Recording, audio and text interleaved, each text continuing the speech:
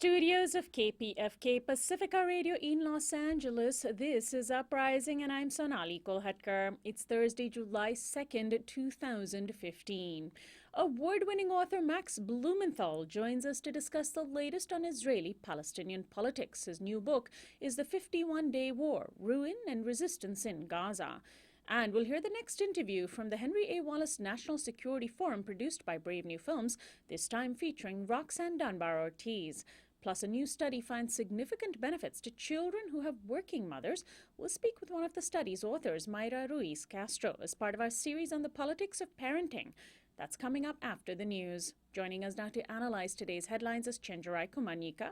He's an assistant professor of communication studies at Clemson University. Hi, Chenjerai. Hi, how are you doing? Doing well, thanks for joining us. The anti-secrecy organization WikiLeaks has just released a series of draft documents from the core text of the 52-nation Trade and Services Agreement, or TSA. A much more ambitious trade deal than the TPP, the leaked TSA documents cover electronic commerce, telecommunications services, financial services, and maritime transport services. In fact, the TSA is the largest trade deal in history, and the document release comes ahead of the next round of talks taking place on Monday, July 6th. Alongside the documents, WikiLeaks also published an analysis by Professor Jane Kelsey from the University of Auckland, which says in part, quote, "These rules are sweeping in their scope because they limit governments' rights to use almost every tool available to them, any law, regulation, rule, procedure, decision, administrative action, or any other form," end of quote. Well, Chenjerai, if we thought the TPP was a frightening trade deal, TSA seems to be on a whole new level. What do you think? I agree. This is really a worrying development. The negotiations are coming up, and what I think is the most worrisome part of this whole process is that the lack of transparency. What we have is a situation in which an organization like WikiLeaks is actually providing a service that perhaps governments should provide to their citizens, which is providing information that is in advance of the actual negotiation. And what we see here is nothing new in the nature and character of trade agreements in terms of the way that they limit government's ability to, put certain types of, policies in place that will benefit the economies of local businesses.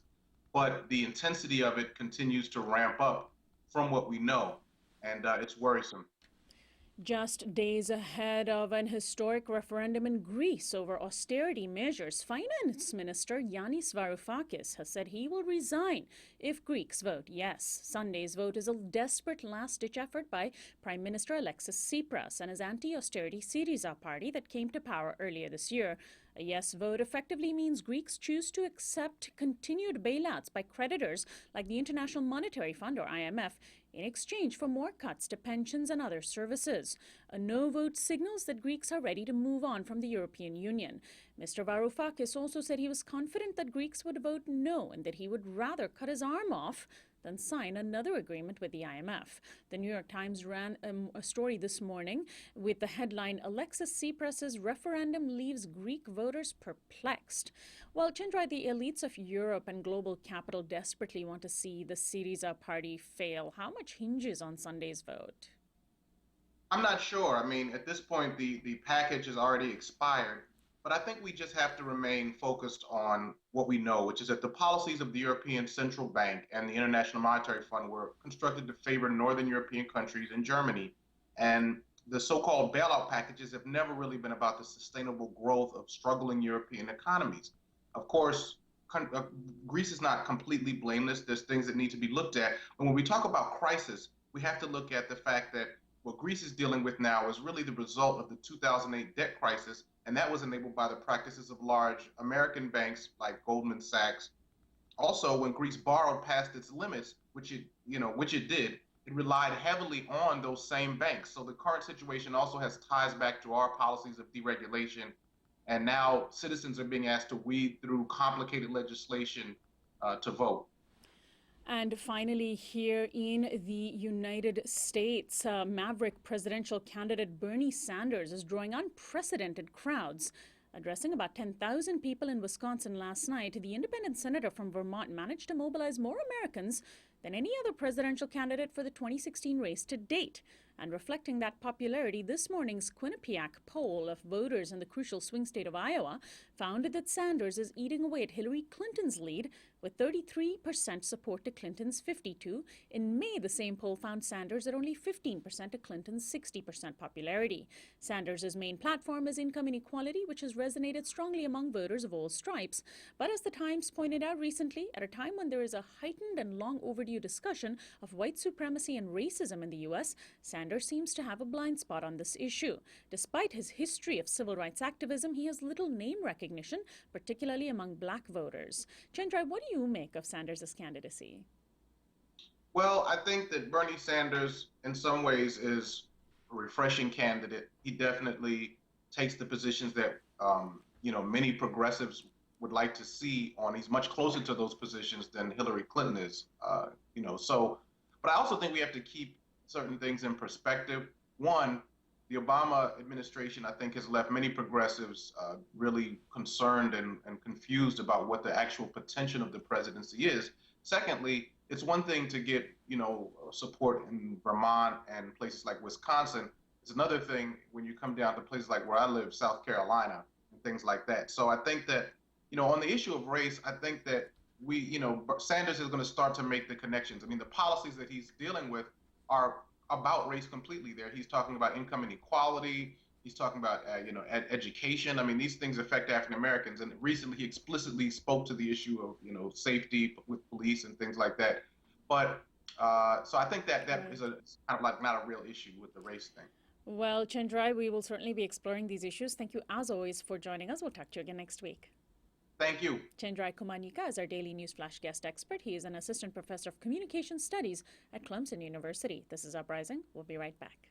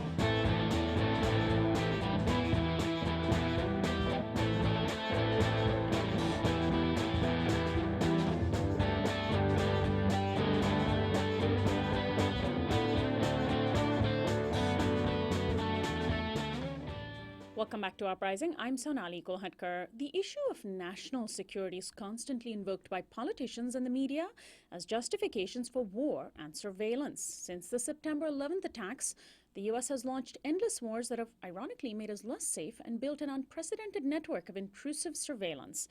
Today, as part of an ongoing series of interviews that I did with a number of experts, journalists, authors, and academics, we'll explore what the U.S.'s national security policies have really amounted to. The interviews were produced by Brave New Films, headed by the acclaimed filmmaker Robert Greenwald, and they're called the Henry A. Wallace National Security Forum. Henry A. Wallace was the 33rd Vice President of the United States and served under Franklin Delano Roosevelt during World War II. He ran for the presidency on the Progressive Party ticket in 1948 and was an agriculturalist, economist, author, and businessman, and was known as the champion of the common man in the struggle against moneyed elites for control of government and the planet's resources. Well, on today's episode of the Henry A. Wallace National Security Forum, we present my interview with Roxanne Dunbar-Ortiz on how U.S. imperialism began right here at home. Ms. Dunbar-Ortiz is an American Indian activist and scholar. She's the author of a number of books, including The Great Sioux Nation, an oral history of the Sioux Nation and its struggle for sovereignty, Roots of Resistance, a history of land tenure in New Mexico, 1680 to 1980, Indians of the Americas, Human Rights and Self-Determination, Blood on the Border, a memoir of the Contra War, and Outlaw Woman, a memoir of the war years, which was first published in 2002. And her latest book is An Indigenous People's History of the United States, which is now out in paperback. The United States' history of usurping lands and dominating the local population began right here at home with our treatment of indigenous Americans. How does the U.S. use those same tactics overseas? Welcome to the Henry A. Wallace National Security Forum. I'm Sonali. From the early European colonies in the 15th and 16th centuries, all the way up to the Indian Wars in the late 1800s, the U.S. routinely invaded and occupied lands held by indigenous peoples, exploiting natural resources, removing them from the land, and violating peace treaties. How has that history shaped the way the U.S. interacts with the rest of the world? Joining me to answer that question is Roxanne Dunbar-Ortiz, former professor and author of An Indigenous People's History of the United States. Welcome to the program, Roxanne. Thank you. Let's begin with taking a look at the history of the United States and how it differs when examining it through the lens of indigenous Americans versus the mainstream.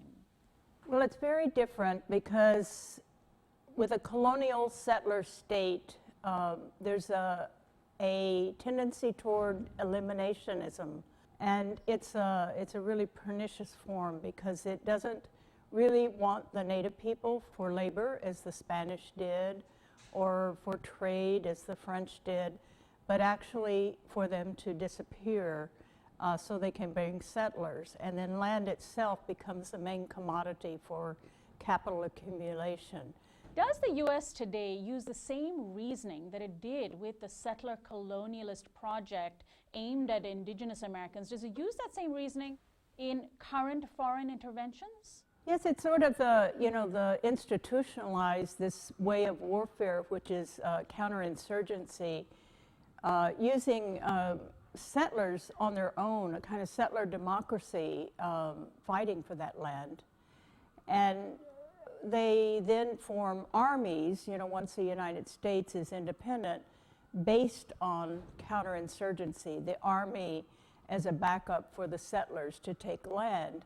So those were the only wars occurring, were wars against the native people up until the Civil War. So the imperialist urge was there from the beginning, and it got institutionalized. It's the core makeup of the U.S. Army today, and in almost every situation, as they did in the Philippines and in Cuba, when the people were revolting for independence and co-opting that independence and then crushing it and occupying those places. So that has continued, and we see it being played out every day today. Now, does the U.S. use a similar legal basis for its current wars as it did for occupying the majority of the U.S., a country that was already settled by indigenous Americans? Is the legal basis similar? What we've seen playing out in the last 15 years or so is, and a little bit before that, is the concept of homo sacer, which was also a part of the doctrine of discovery, and that is those people who are resist colonization or resist intervention are, well, now we call them terrorists, but homo sacer is a person without any rights. So we had the unlawful combatants, and in several decisions in the 19th century of the U.S. Supreme Court, native people who resisted the Seminole Wars and the Modoc Wars, they actually found that they had no rights, that they were unlawful combatants. And those cases have actually been used in the military tribunals for the Guantanamo incarcerated. So Roxanne, let's talk about the way in which the doctrine of our military today, the sort of culture and the rules that inform the U.S. military today are informed by the history of U.S. settler colonialism. Well, because this army formed from popular militias that used counterinsurgency to take territory, take the land, they attack the people, the civilians on it, and often the most vulnerable of those people, because Native people did come to form incredible guerrilla warfare. It was the first guerrilla warfares were in the Americas fighting colonialism. And the Army has traditionally studied this warfare and implemented it and documented it. I know Rand Corporation had the defense contract with the Department of Defense during the Vietnam War to develop counterinsurgency strategy. They were studying the wars with the Apaches, with the Lakota, the Seminole Wars, the Modoc Wars, and that these people were the Vietnamese, the Indians were the Vietnamese. So they even call enemy territory Indian country. So wherever they go, it's Indian country. Iraq was Indian country. Afghanistan, Vietnam was Indian country. I want to talk a little bit about what American Indians and indigenous communities today are experiencing. First, what sort of autonomy do they enjoy, given that supposedly they live in sovereign nations? And second, what forms of resistance to historical settler colonialism are taking place even today among Native Americans and indigenous communities in the U.S.? The British had the tradition of making treaties where they conquered people.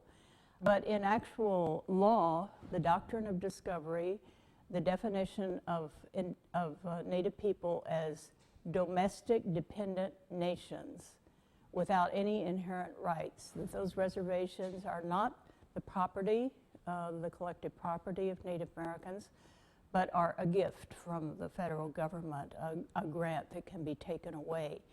So it's a very, very precarious position that Native people have, a very weak position. And with their numbers small, you know, it's very hard to fight, especially since the Industrial Revolution, the big powerhouse of the corporations. Well, finally, Roxanne, I'm glad you brought up this issue of how Native peoples are fighting corporate domination, and I'm wondering if we can end on this question. And we see today, for example, Native communities in South America and Latin America and Brazil and the Amazon fighting off the encroachment of corporate power and corporate takeover of their lands. And in many ways, it seems as though the U.S. relationship to indigenous communities has been rooted in corporate takeovers as well. So I'm wondering if you can end on, or if you can expand a little bit on that project and how the project of imperialism and colonialism is intertwined with the project of corporate domination, particularly aimed at indigenous communities. So it's my view that the United States was an unusual entity to form as a nation state, that it was the first pure capitalist state to exist, that it was formed as a corporation, as a corporate body based on 200 years of corporate investments, that every colonizing venture from the British in those 200 years were done by private companies, from the very first one in Jamestown, with investors, with mercenaries along to run the show, and also with the programs that are celebrated at Thanksgiving, and of course the trade in African bodies as well, and land sales. So this built the capital accumulation of the United States that allowed it to go into the Industrial Revolution very early, and by the 1880s be the leading economic power in the world. Roxanne Dunbar-Ortiz, thank you so much for joining us. Thank you, Sonali. On the next episode of the Henry A. Wallace National Security Forum, author Anand Gopal talks to us about U.S. invasion from the perspective of the people whose country we've invaded. If the U.S. was genuinely interested in averting humanitarian crises, then it would cut its support for these elements in the Iraqi security forces and the Shia militias who are doing things that are just as bad as ISIS and other groups. And Roxanne Dunbar-Ortiz is an American Indian activist and scholar. Her latest book is An Indigenous Peoples History of the United States, just out in paperback. And my interview with her is part of the Henry A. Wallace National Security Forum presented by Brave New Films. On next week's program on Tuesday, we'll play an interview with journalist Anand Gopal on the war in Afghanistan. This is Uprising. After this break, Max Blumenthal joins us. Stay tuned.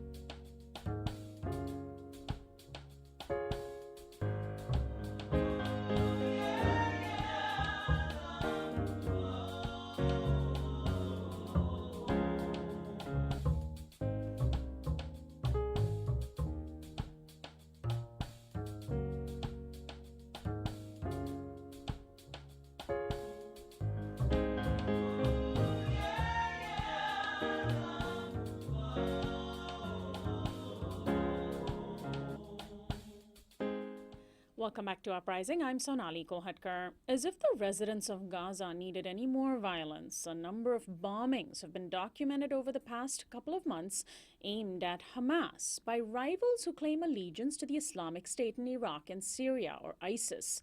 Now, a group affiliated with ISIS has reportedly released a video threatening Hamas, which said, quote, "We will uproot the state of the Jews, Israel, and you and Fatah, and all of the secularists are nothing, and you will be overrun by our creeping multitudes.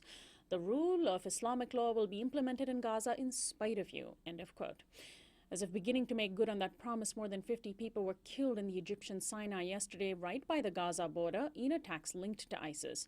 But the people of Gaza are still recovering from the horrors of last year's brutal Israeli war, during which thousands of Palestinians were killed, among them hundreds of children. A UN Commission report on the war has already garnered controversy for daring to point out Israeli war crimes. Joining me now is Max Blumenthal. He's a senior writer for Alternet and the award-winning author of Goliath and Republican Gomorrah. His latest book, just out now, is called The 51-Day War, Ruin and Resistance in Gaza. He's coming to Southern California next week as part of his book tour for an event with Uprising, where I'll be interviewing him on stage. Welcome to the program, Max. Good to be with you. Well, first, what do you make of this ISIS threat to Gaza and to Hamas? It's interesting to watch. I mean, for the past decade, there have been about a few hundred extreme Salafist activists inside the Gaza Strip. Now they may number in the thousands, and we see mysterious bombings taking place at Hamas installations and at places like the French Cultural Center. And no one quite knows who's behind all of these bombings, but now these ISIS-related elements or Salafist elements who are claiming some kind of linkage to the Islamic State are taking responsibility. And you know what I can deduce is that the despair in the Gaza Strip after a war that left 18,000 homes destroyed, 2,200 people dead, over 10,000 wounded, and not one home has been rebuilt. No reconstruction money has come in, and people are still living under a kind of a crushing and very repressive situation, is that the despair is breeding radicalization. That's what has happened. That's one of the factors that the Islamic State has benefited from across the Middle East, and now they're trying to exploit the despair in the Gaza Strip to make a kind of power play.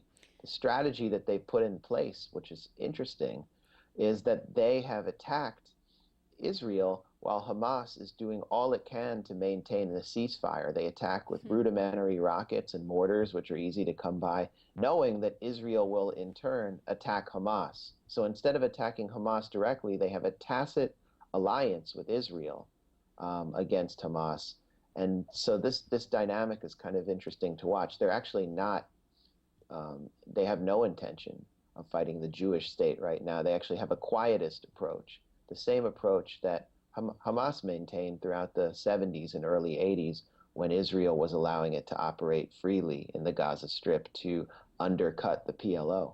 So it's interesting to sort of wonder whether ISIS is playing into Israel's critique of Hamas or working against it. What you're saying is it sounds like it is ending up tacitly on the side of Israel.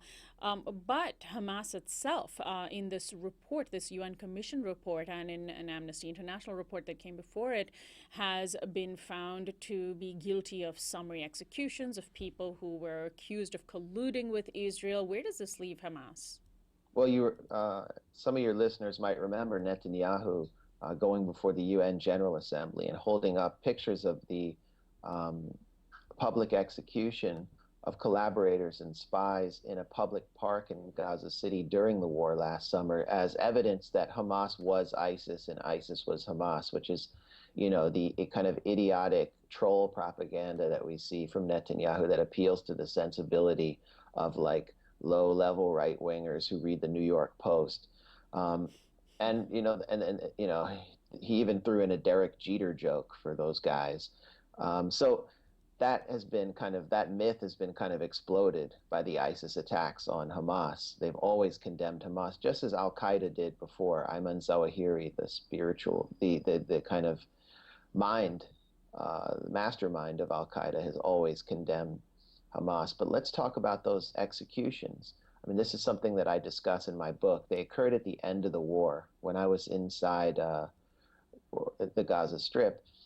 And they occurred after the Israeli Air Force assassinated 3 key leaders of Hamas's armed wing, the Al-Qassam brigades, in the city of Rafah. How did they get the location of these figures? How did they know they were all going to meet in an apartment complex? It was thanks to Israel's Unit 8200, which is the largest unit in the Israeli army. It's Israel's version of the NSA. And what this unit does, which consists of the best and brightest of Israeli society, is they prey on the weakest people in the Gaza Strip, monitoring their cell phone communications, their online communications, and trying to find who needs emergency medical care inside Israel, who's having an affair and can be blackmailed. They even look for homosexuals, who is homosexual and can be blackmailed. And then they approach them through the Shin Bet, Israel's General Security Service, and offer them either bribes, you can get that cancer treatment with a permit if you agree to spy on your neighbor, or we'll expose you as a homosexual unless you spy on your neighbor. And thanks to Unit 8200 and the Shin Bet, every neighborhood in the Gaza Strip is honeycombed with collaborators and spies who are simply desperate people who've been pressured into spying. It was spies who gave up those locations.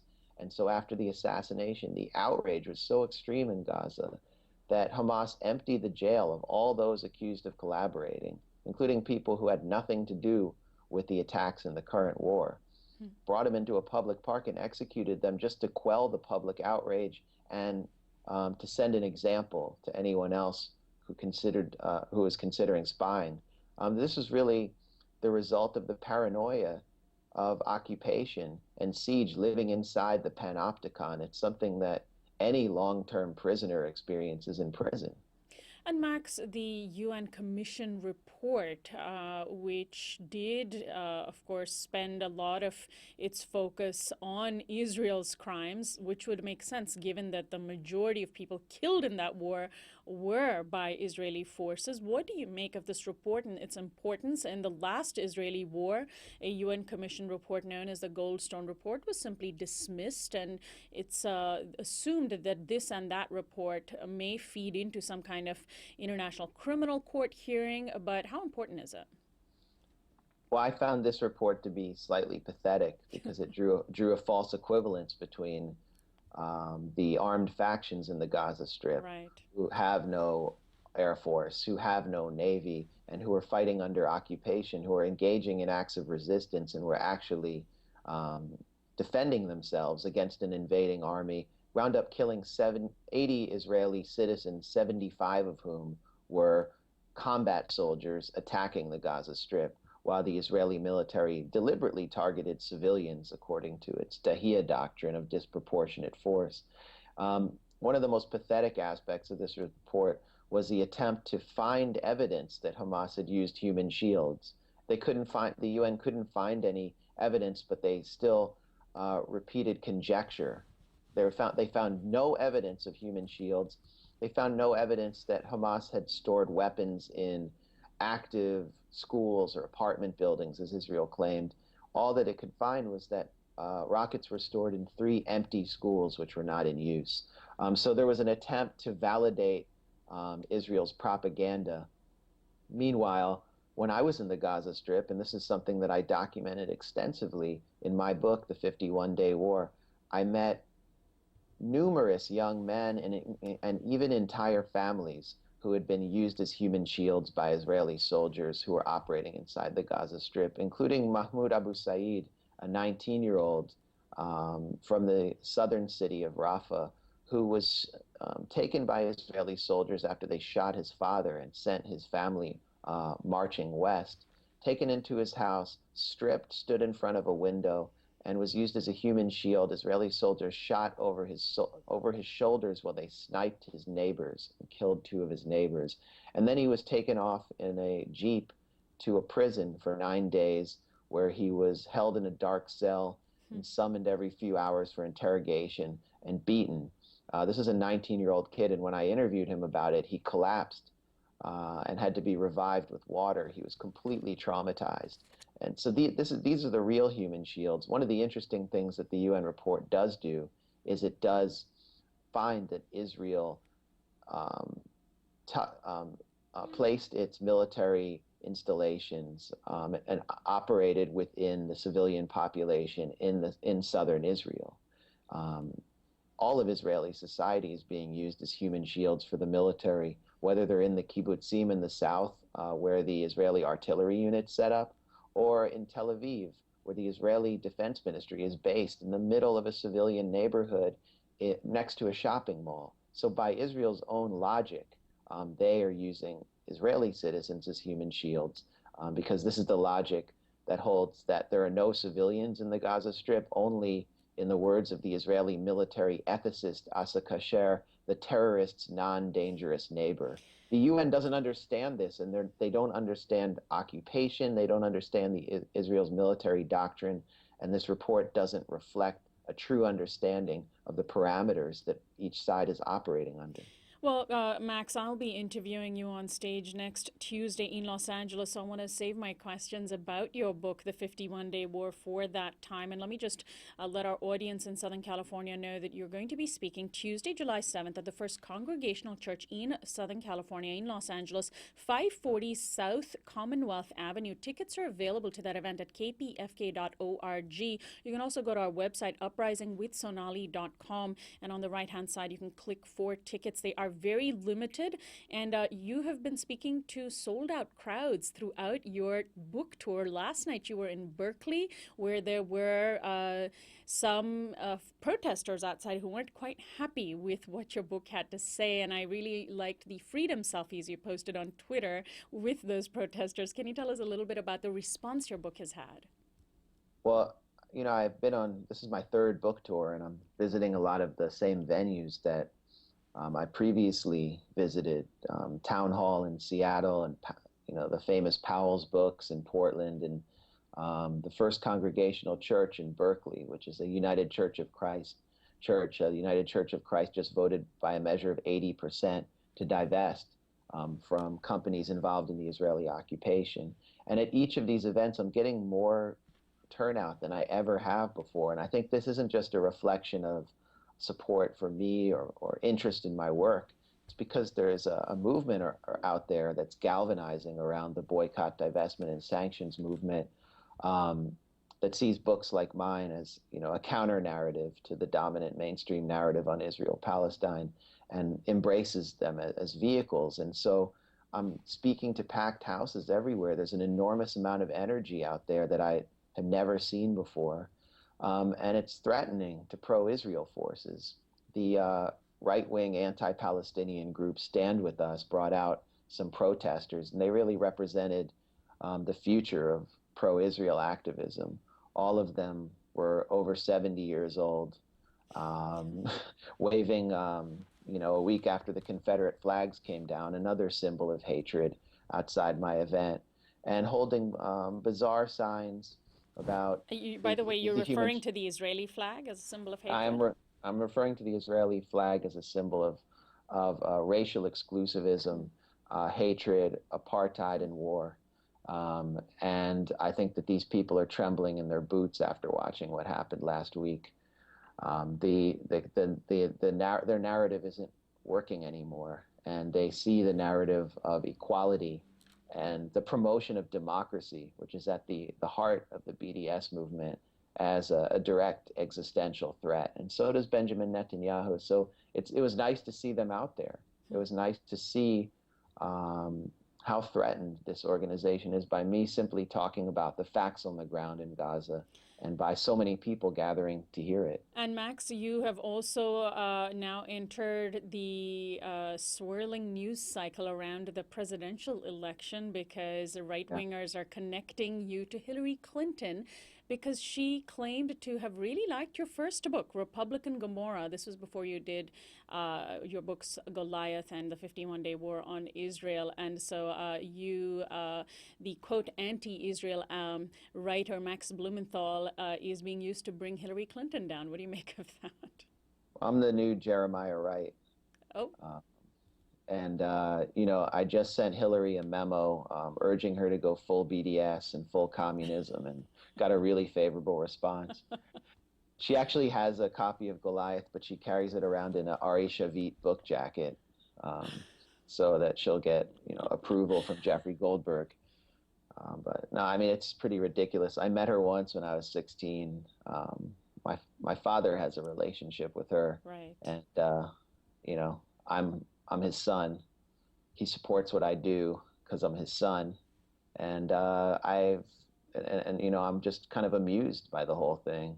If it's just unfortunate that none of these none of the news outlets or fake news outlets that are reporting this will name my first book, which is Republican Gomorrah, and I think it's one of the best surveys of how the radical right took over the Republican Party.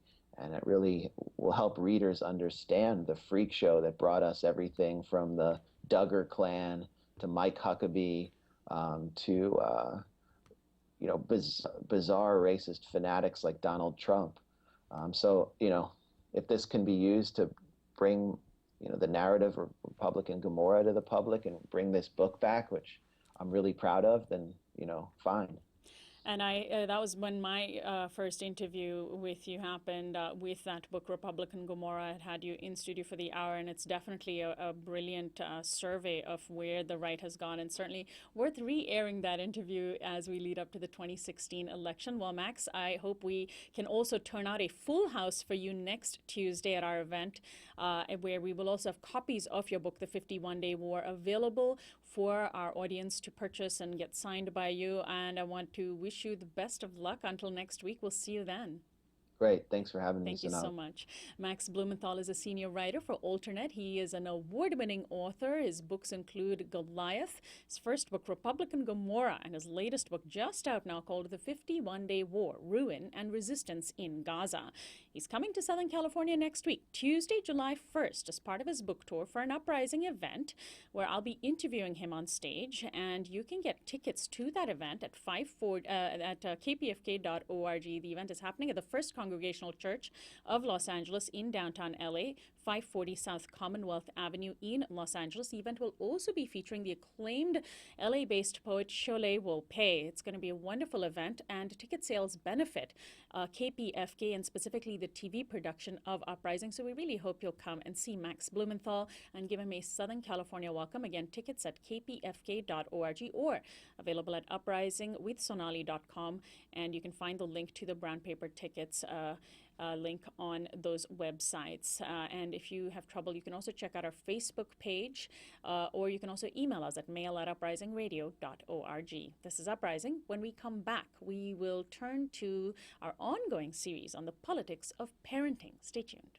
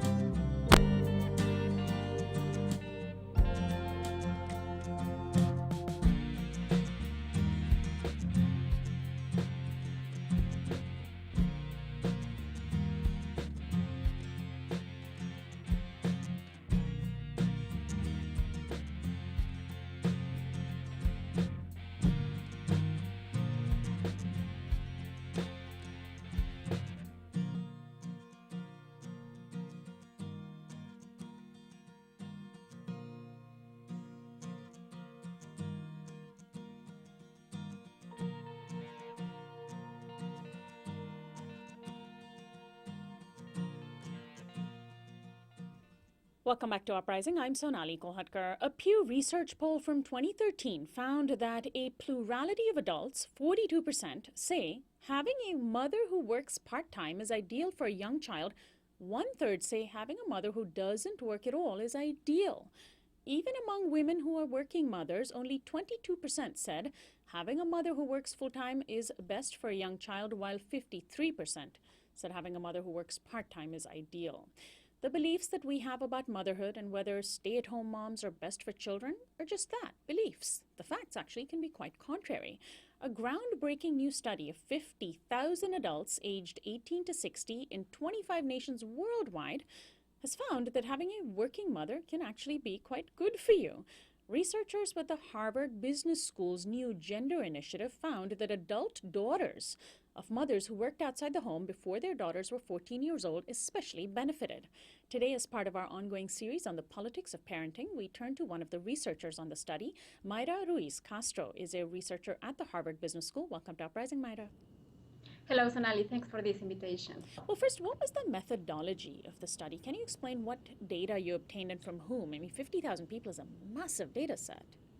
Yeah, it is a massive data set. Well, we use data collected by International Social Survey Program from 2002 and 2012.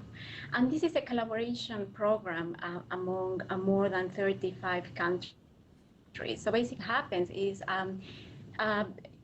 research organizations, individual research organizations in these countries collect data through in-person interviews. So they go home by home collecting this data.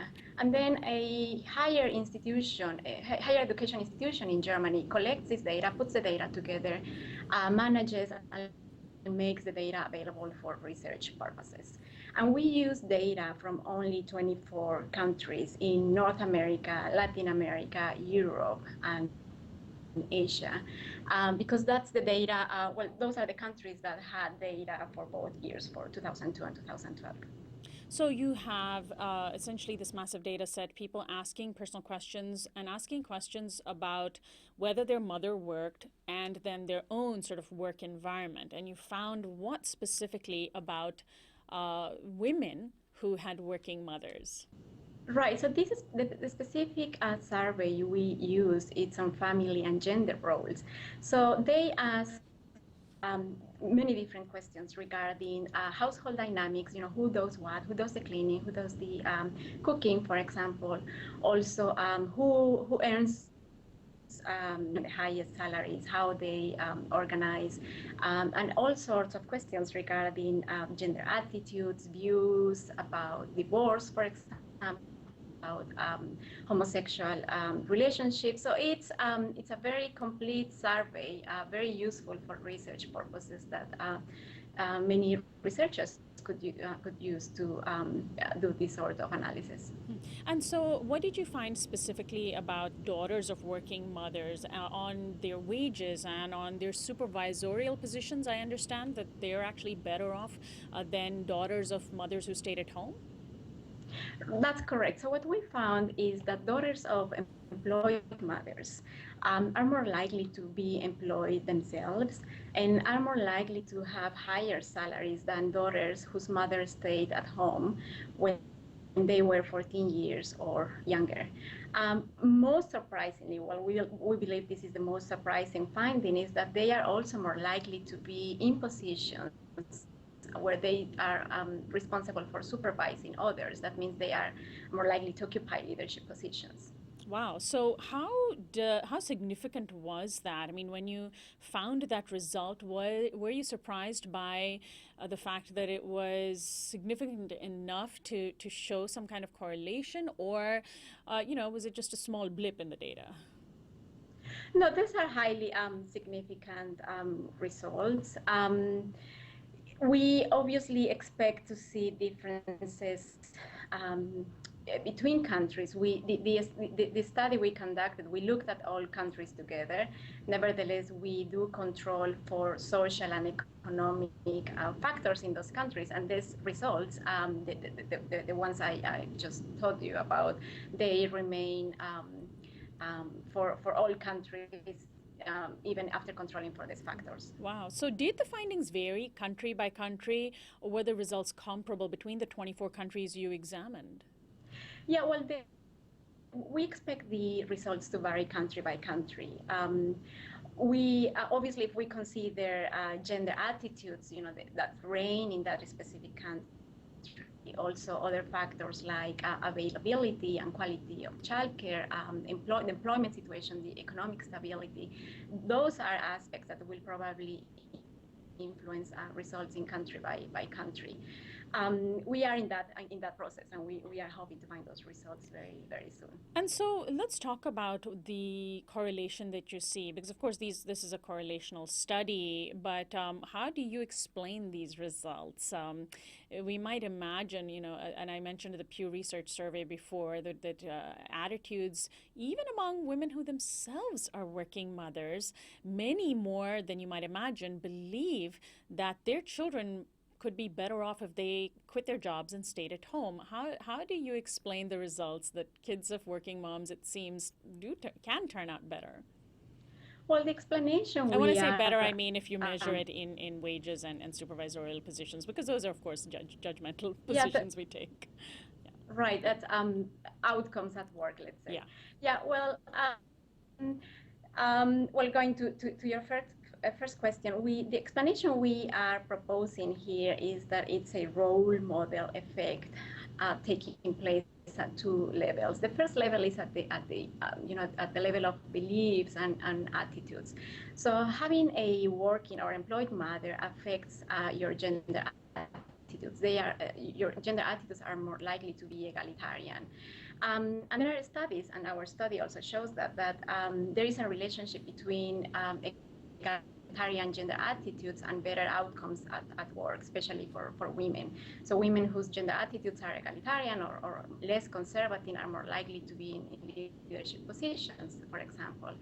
And at the other level is we believe that seeing your mother working, maybe negotiating with with the father, those examples affect or help you develop certain skills that help you later in your work life. So a woman who might be a breadwinner in the family, or at least contributing economically, negotiating with the other parent, just sets an example to the children that are growing up. What about the issue of poverty? I mean, often when we look at how children, fare, poverty seems to be a much greater marker of whether children are able to, earn decent wages when they grow up than whether they have a working mother or not.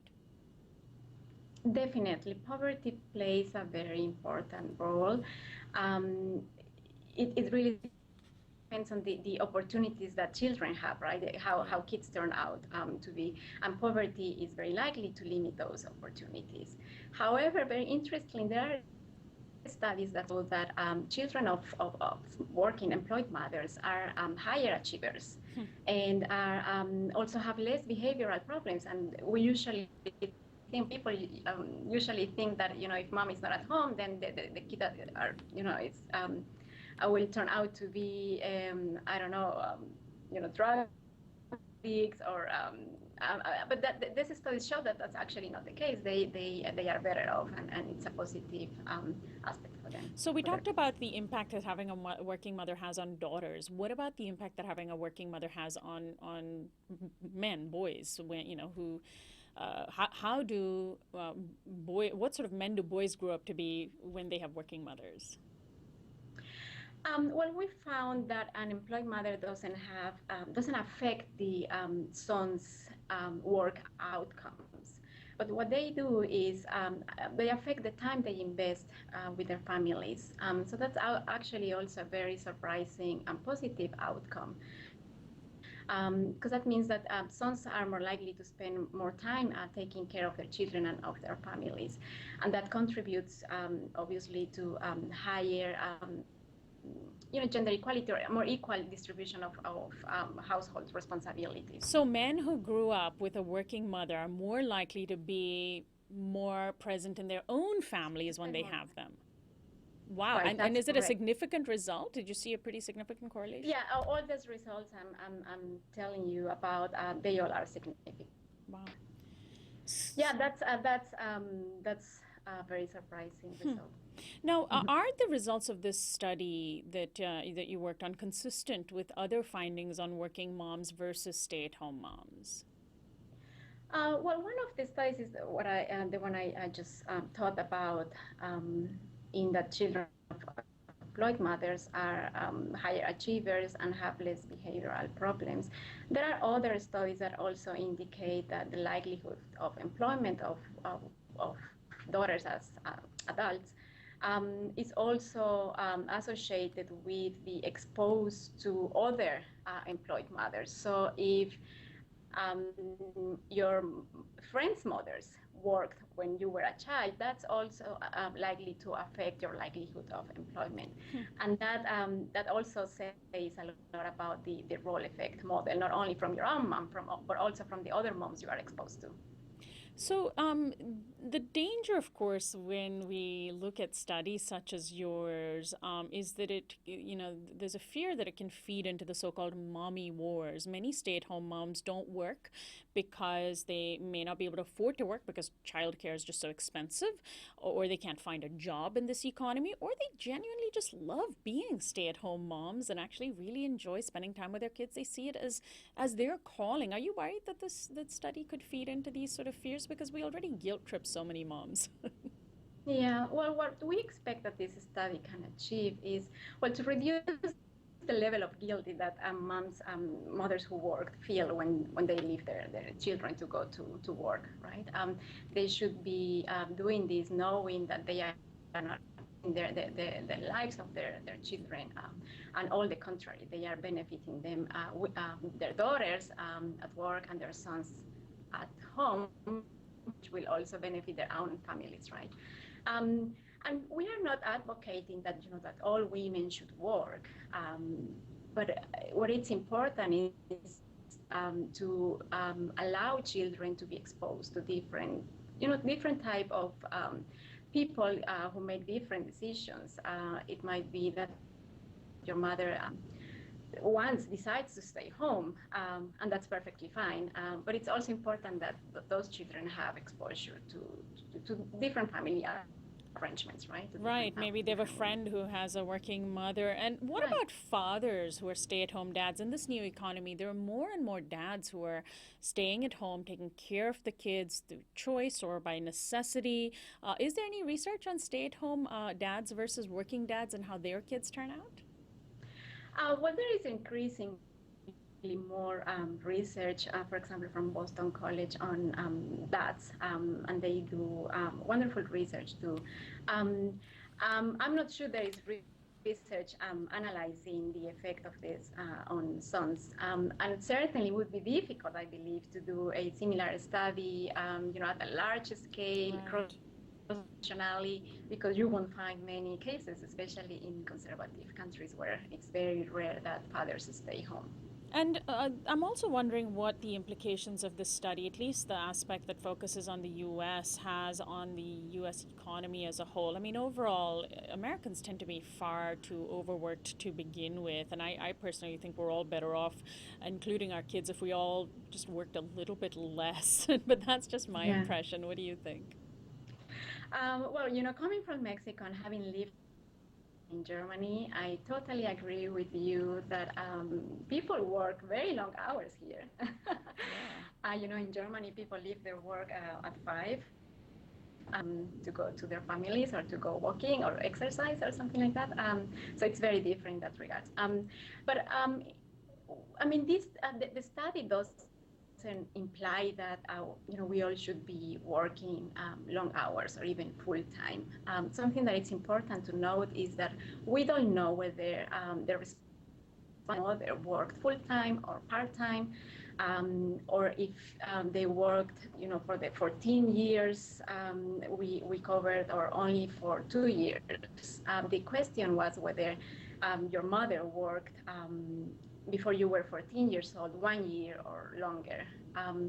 So this is not a matter of working long hours. It's not as though the more that mothers work, the better their kids turn out. It's not a quantity issue, it's a quality issue. Right, that's correct. And I'm so glad you raised that point, because it could have been that the mother worked full-time, part-time, as a choice or as a necessity, and the effects are this. Well, I certainly appreciate the idea of lessening the guilt on working moms, being a working mom myself. And I want to thank you so much, Mayra, for joining us today, and best of luck to you with all your research. Thank you, Sonali, for this invitation. Thank you. My guest is Mayra Ruiz Castro. She's a researcher at the Harvard Business School, and her study is essentially looking at the outcomes that working mothers have on their children, both on daughters and on sons. And it's part of our series on the politics of parenting. All of our stories in that series can be found at our website, uprisingwithsonali.com. And that does it for our program today. This is Uprising. Anna Buss is our assistant producer, and our technical director, Christian Beck, is our production coordinator. Kiana Turner is our visual editor and audio engineer, with help from Federico Garcia. Special thanks to Jonathan Alexander for technical assistance. Annie Mendoza is our social media coordinator.